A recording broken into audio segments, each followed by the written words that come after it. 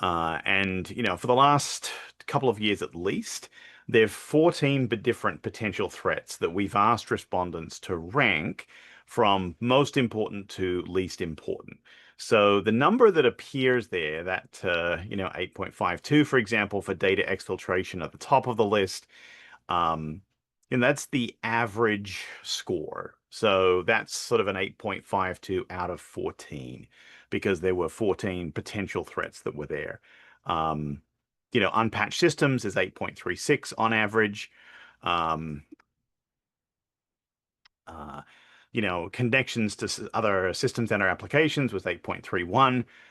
But I mean, basically what this does is it gives you an idea of, what's sort of changing year to year. And one of the things that was interesting is the data exfiltration and connections to other systems and or applications have increased in um, as a concern for respondents to this year's survey.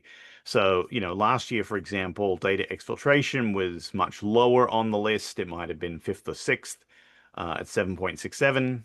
Um, and, connections to other systems was only 7.36. So that was probably around about halfway down or even lower. Issues, concerns about things like ransomware attacks, which have been very high for the last couple of years, and unpatched systems were at the top of our list last year. Now, interestingly, respondents, so we asked a maturity question, and you'll actually see that maturity question in a couple of slides, because we asked respondents to determine the maturity or rate the maturity of their cybersecurity response, right? So those who indicated that they had strong executive support and full visibility across infrastructure, applications, and data.